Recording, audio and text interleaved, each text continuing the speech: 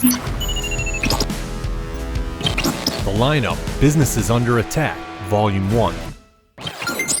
It's 2:30 p.m. inside a horse betting parlor in Glanmire, Ireland. It's a quiet afternoon. Tim Murphy works behind the counter as two gamblers, including 85-year-old grandfather Dennis O'Connor, watch the races. But they're about to be very rudely interrupted.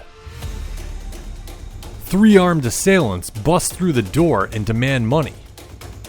Two are wielding hammers, and one, a shotgun, aimed right at Dennis O'Connor. But the gunman steps away to keep an eye on the other patron, now on the floor.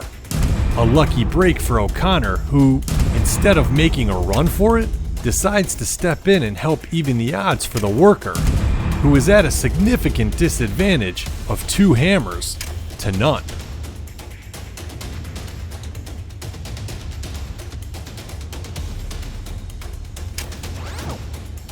The octogenarian must have seen this sort of thing before, because he squares up and prepares to teach the young criminal a lesson about ruining a nice afternoon of gambling. Instead of fighting back, the hooded attacker makes a move to the outside. O'Connor tosses a chair aside and looks like he still wants a piece of the crook. But he needs to get back in to help out once again. He squares up and avoids becoming the nail for this swinging hammer.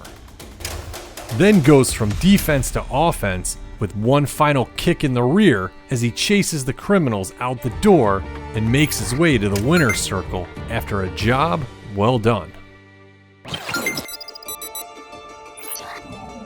Tampa, Florida, hours after closing for the night. After smashing the glass door, a group of looters enter the store.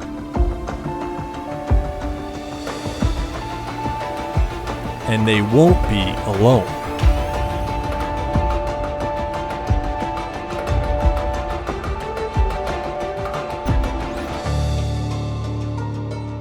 Eventually, this man also joins in, and then things really pick up. A steady stream of looters take advantage of the situation, ready to grab as many beauty products as they can get their hands on.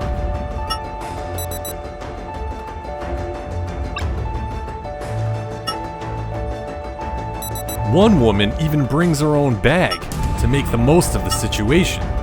Showing some common courtesy before joining the chaos, this man decides to let these ladies in first.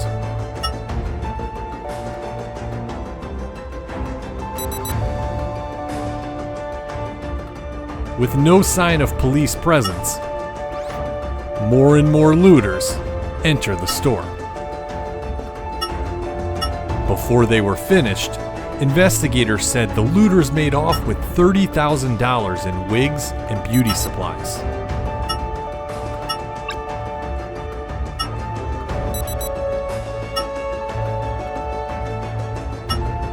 Despite the parade of thieves and the entire incident being recorded, no arrests were made.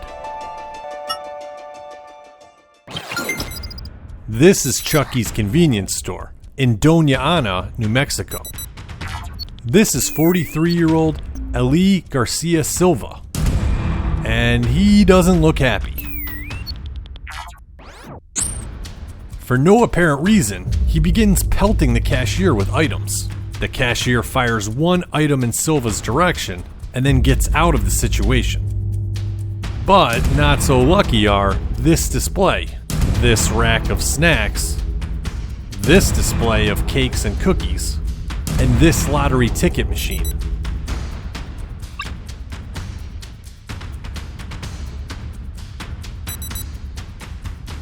Silva had a similar outburst 2 years earlier at a Walmart.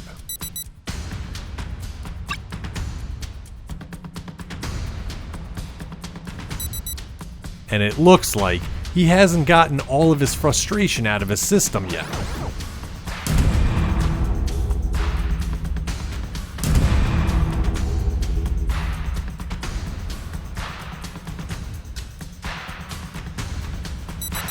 With no one around, he continues to rage, pummeling everything in his path.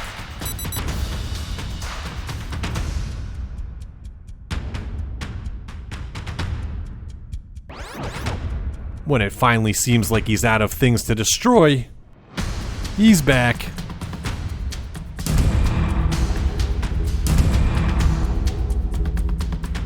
The enraged man then heads out to the gas pump to look for a new target.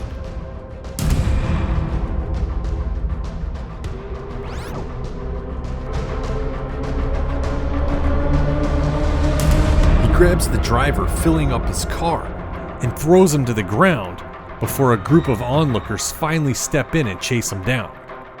Store owners claim Silva caused $20,000 in damage.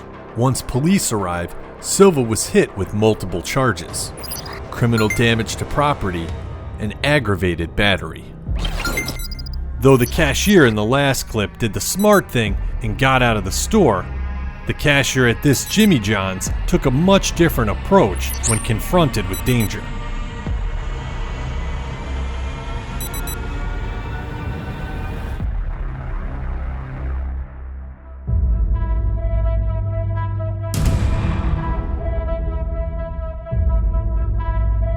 Despite a gun aimed right at him, cashier and soon-to-be fast food legend Tucker Murray shows absolutely no fear, even with a gun inches from his head.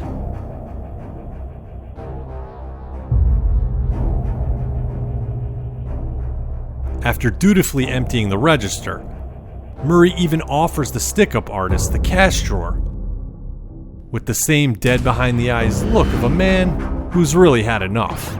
The word hero is overused, but totally appropriate in this case. Thanks to the video, Kansas City police identified the suspect, who is currently in custody. And that should get Tucker excited. Or maybe not. Last up, we head to the Bronx, New York, where this man is about to step into a neighborhood barbershop, but he's not looking for a quick trim. He's looking for a bit more. As the holdup takes place, the customer in the chair and the one waiting to go next stay put as the gunman demands the barber fill the black plastic bag, which he was considerate enough to provide himself. The customer doesn't seem bothered at all by the holdup, the delay in his haircut, or the bandit, who appears to be wearing some sort of washcloth on his head as the bizarre scene unfolds. Here, the customer is compliant and hands over his watch, which is pocketed by the suspect. Next, the suspect goes for the barber's gold chains. And he doesn't forget the chain on the floor. Did you see that? The customer's watch falls out of the suspect's pocket, and he didn't see it. It remains on the floor. He also makes sure to get every last bit of bling he can get. Finally, as the robber attempts to make a clean getaway across the dirty floor, the barber makes one last-ditch effort to grab the bag before letting the thief go with, according to police, over $30,000 in jewelry. That's all for this edition of The Lineup. Click the subscription button to be notified about future episodes. Thanks for watching.